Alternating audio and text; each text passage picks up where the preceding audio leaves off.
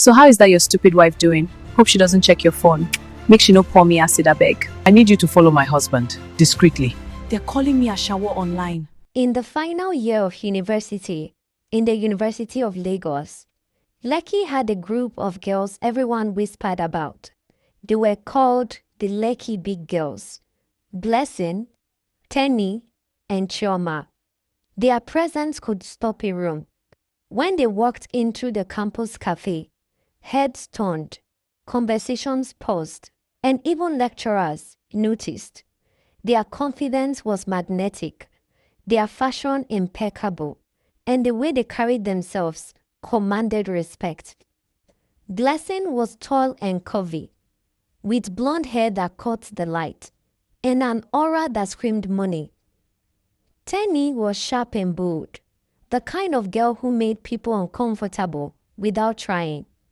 Chioma was quieter, but her eyes missed nothing, always observing, calculating, planning. Together, they formed a trio that seemed unstoppable. It was not just their looks, it was the power in how they moved, the influence in how they spoke, and the way men seemed to orbit them naturally. In parties, restaurants, and even classrooms, they had a gravity of their own. At a university party, the Lekki Big Girls took the center of the dance floor. Lights reflected off their designer clothes, bottles clinked in their hands, and laughter floated over the music. Men of all kinds approached them. Students, married men, businessmen. They handed out gifts as if by instinct. Phones, perfumes, cash, even designer bags. The girls accepted. Casually, never flaunting the transactions, only enhancing their aura of untouchable glamour. It became clear that the girls did not rely on family money or student loans. Their wealth came from influence, charm, and knowing exactly how to get what they wanted from the right men. Every movement, every laughter, every glance was calculated. Blessing could walk up to a man, whisper a few words, and walk away with a phone he had just bought. Tenny negotiated trips with married men, all under the cover of elegance. Chioma quietly observed, noting who could be useful, who was expendable, and who might threaten the group's image. But the glamour came with tension. Rivalry simmered beneath the surface. Blessing could get irritated when Tenny pursued a man she wanted. Tenny grew impatient with Chioma's quiet judgment. Chioma's plan sometimes clashed with Blessing's ambition. On the surface, they appeared untouchable, but behind closed doors, jealousy and competition thrived. Their lifestyle carried dangers. Desperate men, both married and single, followed them. Some of these men were willing to lie, cheat, and manipulate just to be noticed. The girls learned to navigate this carefully, maintaining an untouchable image while indulging in a world most students could only dream of. The turning point in their story came when Blessing invited a new student to a private gathering at a Lekki apartment. The night revealed the full extent of their influence and cunning. Parties, drinks, whispered negotiations, and exchange of expensive gifts showcased a side of university life that was both glamorous and dangerous. The rules were unspoken. Never let outsiders know the truth, and always protect the image at all costs. Chioma's warning at the end of the night lingered over everyone present. Some things are not for outsiders. Once someone enters this world, there is no turning back. That night marked the beginning of a journey filled with lies, betrayals, and secrets that could destroy lives. After that first night, The world of the Lekki big girls became more visible to anyone daring enough to watch closely. What outsiders saw was a life of luxury, designer clothes, late-night parties, flashy cars, and endless attention from men. But behind the glitter was a carefully constructed web of secrets, lies, and manipulation that only the girls fully understood. Blessing had her circle of sugar daddies, men who were older, wealthy, and willing to pay for her attention. Some were married. Others were businessmen with reputations to protect. Yet, all of them were drawn in by her confidence, her smile, and the way she carried herself. Tenny, on the other hand, had a network of married men she kept close, each supplying her with expensive gifts and experiences. Chioma was more strategic. She avoided drama publicly, but quietly connected with men who could provide long-term benefits. The girls treated their money and men like pieces in a game. They never let anyone see the full picture. At parties, they flirted and laughed, accepting gifts without hesitation, but carefully orchestrating every interaction to maintain control. No one could call them out, because everything they did appeared innocent or playful. Tension was inevitable. One night, at a private apartment in Lekki, the fragility of this world became clear. The girls had invited a few men over, supposedly for drinks and music. But the room buzzed with tension. One man was clearly married, nervously checking his phone every few minutes. Another tried to impress Tenny with a luxurious gift, only to be subtly embarrassed by Blessing, who wanted the man's attention for herself. Chioma watched silently, noting which men could be trusted, which could be manipulated, and which were liabilities. It was during this night that the first real betrayal occurred. Tenny discovered that one of her married men had also been seeing Chioma. The revelation sparked a heated confrontation and whispers, with Blessing trying to mediate to protect the image of the group. Even in their private world, loyalty was fragile. The rules were unspoken. Protect your image at all costs. Never reveal secrets, and never let outsiders see the cracks. The girls also faced external dangers. One night, a married man's wife had discovered Tenny's involvement and threatened to expose her. The threat was serious enough to cause panic, but Tenny's confidence and calculated actions turned the situation to her advantage. She learned quickly that threats could be turned into power if handled correctly. Despite all this, they were careful. Publicly, they were perfect students, well-dressed, social, and charming. The glamorous life drew admiration and envy in equal measure. Social media amplified their presence, showing only the curated highlights, parties, gifts, and attention from wealthy men. The stakes grew higher when rumors began circulating on campus about the girls' real source of income. Some students whispered, some laughed, and others envied them openly. By the time the semester moved deeper into the year, the lives of the so-called Lekki big girls had grown far more complicated than anyone outside their circle could imagine. What started as harmless flirting, expensive dinners, and secret allowances had slowly turned into a dangerous network of secrets. The girls were no longer simply enjoying attention from wealthy men. Now, they were managing expectations, avoiding exposure, and protecting reputations that could collapse overnight. While Blessing and Tenny enjoyed attention, Chioma was gathering information. She listened more than she spoke. She observed relationships. She memorized secrets.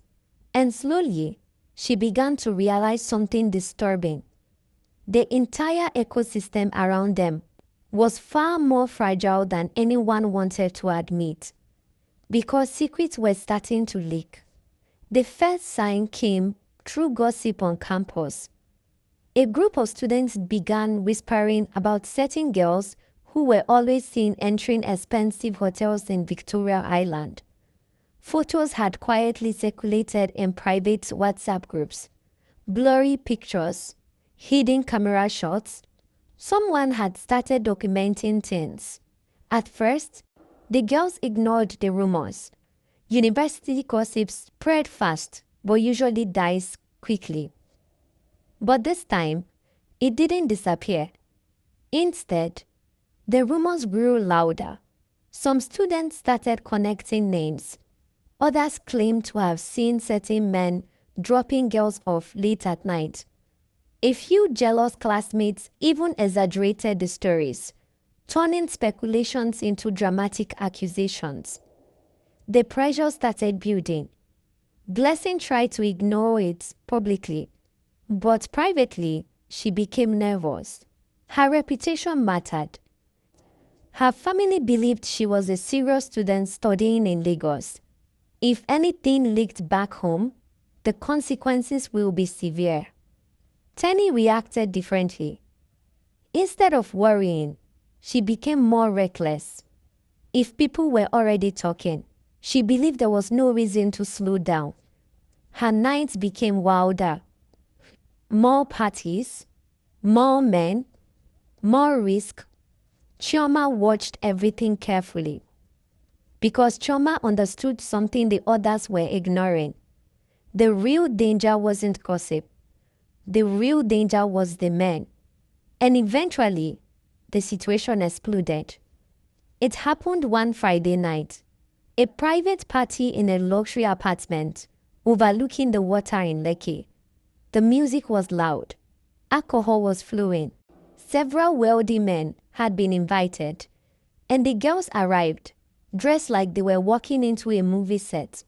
The night started normally, laughing, drinking, dancing, but then a confrontation began. One of the married men had unexpectedly arrived early. When he walked into the living room, he saw something he wasn't supposed to see. Another man, someone he recognized, was sitting very comfortably beside Tenny. The atmosphere changed instantly. Both men realized the truth at the same time, and neither of them liked it. Voices rose. Accusations started flying. The party stopped feeling like a party. Everyone in the room suddenly understood that things had gone too far. Tenny tried to calm the situation. She laughed it off at first. But the men were not laughing. One of them demanded answers. The other demanded respect. The tension escalated until one of the men stormed out of their apartment in anger. That night should have been a warning. But instead, it triggered something worse, because the angry man wasn't finished. Within days, messages started appearing. Threats, angry voice notes, and eventually, something even more dangerous. Someone had begun collecting evidence. Screenshots, photos, hotel records. If those materials ever surfaced publicly, the lives of the Lekki big girls could collapse instantly. But the worst twist hadn't even happened yet. Because just as the girls were trying to manage the blackmail threats, another crisis appeared. A quiet health scare. At first, it was just whispers between the girls. A visit to a clinic. A test results that nobody expected. As suddenly, the glamorous life they had been living started to look terrifying. Because this time, the risk wasn't reputation. It was something far more serious. The glamorous image of the Lekki big girls had always depended on one thing: control. Control of their stories, control of the men in their lives, control of how the world saw them. But control started slipping the moment the clinic test results came back. It began quietly. Tenny had gone for what she described to the others as a routine check. Nothing serious, just one of those things girls sometimes did after a busy period of partying and late nights. At least that was what she told them. But when she returned from the clinic that afternoon, her usual confidence was gone. She didn't answer calls. She didn't reply messages.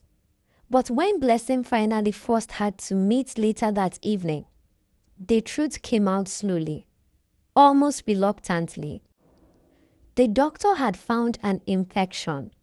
It wasn't life-threatening, but it was serious enough to raise one terrifying question. Where did it come from? At first, Tenny tried to downplay it. She said these things happened. Lagos nightlife was chaotic.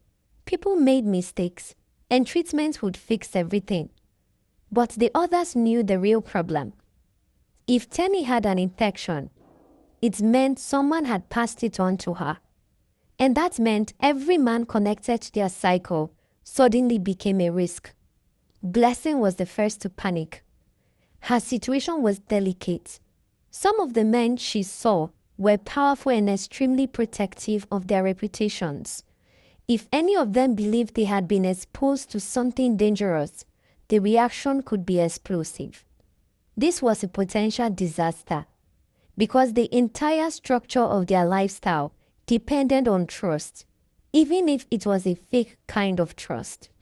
The men believed the girls were exclusive. The girls believed the men were clean. Now, that illusion was cracking. The conversation that night became tense. Tenny insisted she had been careful.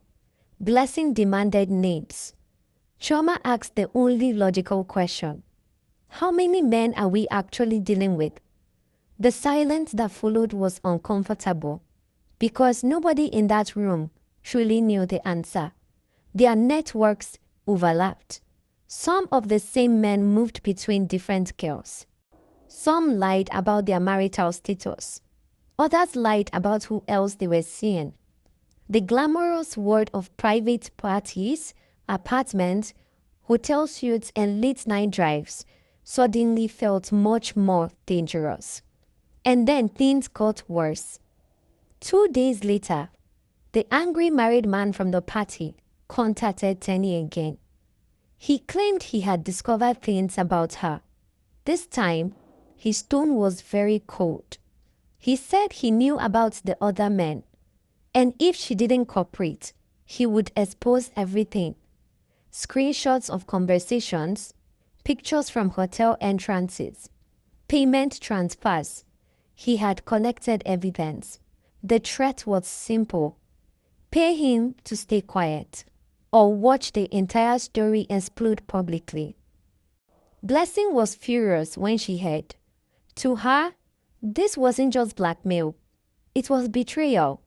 Men who willingly participated in these arrangements were now pretending to be victims. But Choma saw something deeper.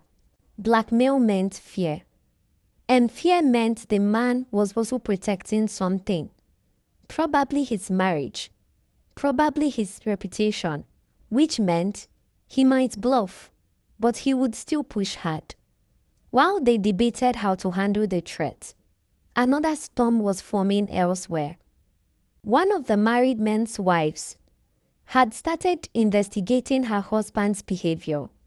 She noticed unusual spending, late nights, frequent business meetings in Victoria Island.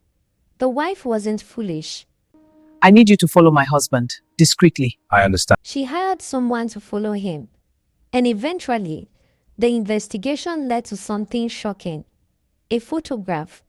Her husband stepping out of a luxury restaurant with Blessing. That single image turned suspicion into certainty. The wife's reaction was explosive. Instead of confronting her husband immediately, she decided to find the girl. Within days, she had gathered information, Blessing's university, her social media, her usual hangout spots. The confrontation happened on a Saturday afternoon. Blessing had just finished lunch with friends when a woman suddenly approached her table. The slap came so fast, nobody reacted in time. The restaurant froze. People stared. Phones began recording. The woman shouted accusations that echoed across the room. "Stay away from my husband." Blessing was humiliated. Her friends pulled away before the situation became worse, but the damage had already been done. Several students who had happened to be in a restaurant recognized her. Within hours, whispers began spreading across campus again. This time, the rumors were louder, more detailed, more believable. The carefully maintained image of the Lekki big girls was beginning to crumble. That night, the group met again. Tension filled the room. Blessing was angry. Tenny was worried. Choma was thinking several moves ahead, because Choma had started noticing something strange. One of the girls in their extended circle had been asking too many questions. She had been unusually interested in their relationships with wealthy men. She had been quietly collecting information. And now, Choma began to suspect something dangerous. Someone close to them might be preparing to expose everything, not for revenge, not for jealousy, but for money. The Lekki big girls had always thrived on secrecy, but now secrecy was filling them. It started quietly, almost unnoticed. One of the girls in their extended circle, a junior student who had long admired Blessing's lifestyle, began asking too many questions that seemed innocent at first. Which restaurant did you go last week? Who gave you that bag? Why are you always with different men? But over time, the questions became sharper, more pointed, and suspiciously specific. Shoma noticed immediately. She had always been the strategist, the one who observed before acting. Something about the junior's curiosity didn't sit right. There was a subtle eagerness in her tone, a hint that she wanted more than friendship. She wanted leverage. And Choma was right to worry. That student was quietly taking screenshots, recording conversations, and noting every transaction. By the time the Lekki big girl realized what was happening, it was too late. The first evidence appeared online. A blurry picture of Tenny leaving a luxury hotel with a businessman went viral on a WhatsApp group. Students began whispering. Rumors traveled fast. Within hours, the gossip became a story, and the story became scandal.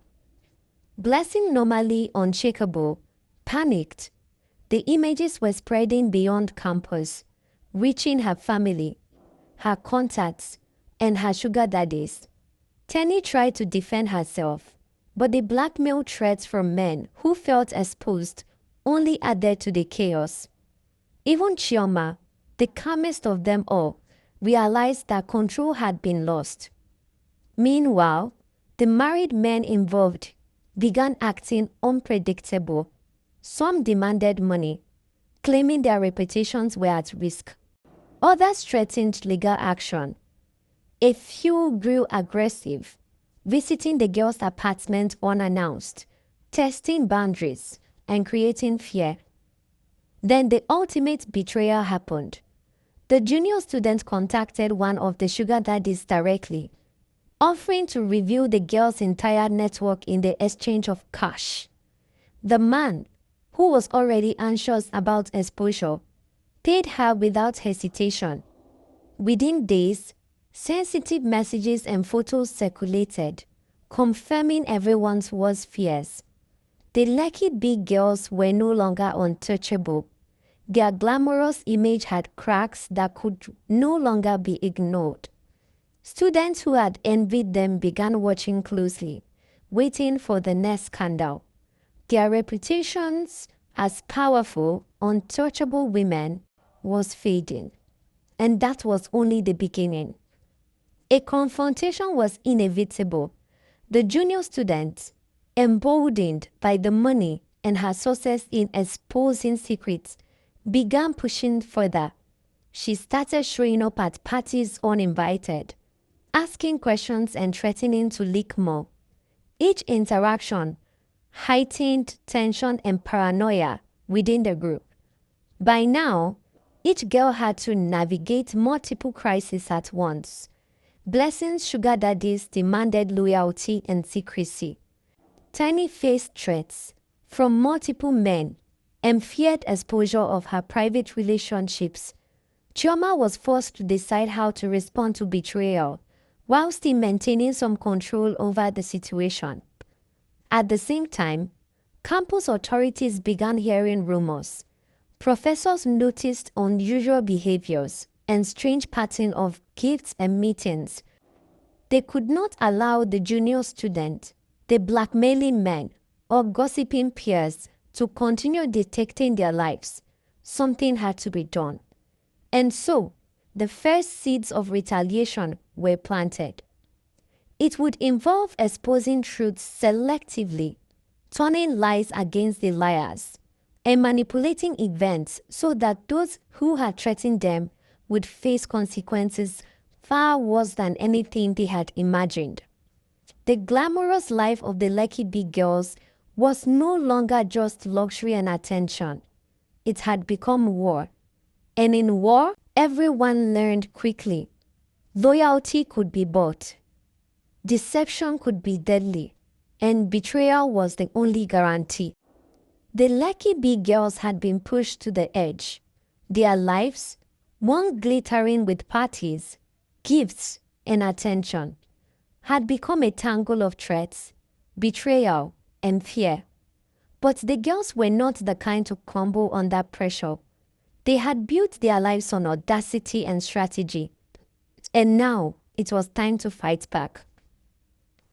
Chioma, always the strategist, called the first meeting. Blessing and Tenny arrived, tensed, angry, and uncertain. Chioma laid out the plan. They would turn the tables on everyone who had tried to manipulate them. The junior blackmailer, the jealous married men, and even everyone spreading rumors on campus. The first target was the junior students. Chioma had quietly been gathering evidence of her spying, recording her messages, screenshots of her attempt to sell information, and tracking her movements. The girls decided to leak only partial information back to her contacts, framing her as someone desperate for money, untrustworthy, and reckless. Within days, the student's credibility crumbled. She faced backlash from friends and peers, losing the influence she had tried to leverage. Meanwhile, Blessing decided to deal with the married men. She scheduled private meetings in luxury hotels, supposedly to negotiate, but in reality, she gathered recordings, messages, and photos from each man. She built airtight evidence showing each man's duplicity. Once they realized they were exposed, the men begged for discretion, offering money, gifts, or promises. Blessing and Tenny used these interactions to regain financial advantage and, more importantly, to reclaim control. Tenny targeted the gossiping peers. She staged small public incidents at parties, subtly turning their attention away from themselves and onto those spreading rumors. One student who had shared private image found herself embarrassed in front of everyone, losing her credibility and social influence. Even Chioma, who had remained quiet, took a more aggressive approach. She exposed the manipulative married men to their own circles, ensuring the men faced consequences in their personal and professional lives. Their reputations, carefully maintained for years, were suddenly at risk, all because they had tried to exploit the girls. Despite the chaos, the girls stayed united. They recognized that their survival depended not just on retaliation, but on appearing untouchable. They went to parties, laughed, drank, and continued the lavish lifestyle that everyone envied. On the surface, it looked like nothing had changed, but behind closed doors, they were controlling every narrative, anticipating threats, and eliminating any danger before it could escalate. The most dramatic turn came when one of the sugar daddies, feeling humiliated after exposure, tried to retaliate physically. He confronted Tenny outside a club late at night, demanding payment for his silence. But the girls had anticipated this. Blessing and Choma were already nearby, recording every word and action. Within minutes, the man was exposed, humiliated, and forced to retreat. Realizing that the girls were no longer victims, they were the predators. By the end of this phase, the Lekki big girls had achieved a decisive, almost theoretical victory. Every threat had been neutralized, every betrayal addressed, and the campus whispered not only about their glamour, but about their ruthlessness. Anyone who underestimated them would regret it. After their bold retaliation, the Lekki big girls felt invincible. The junior blackmailer was exposed. The married men were humbled, and the gossipers had been neutralized. Their world never remained the same. Friends can turn enemies in a heartbeat, and every secret comes with a price. Who would have thought that the glamorous life comes with shadows darker than anyone could have imagined? Thank you for listening to this story. Please leave a like and subscribe to the channel. Remember to turn on the notification bell so whenever we post a new content, you'll be the first to get notified. Thank you for watching.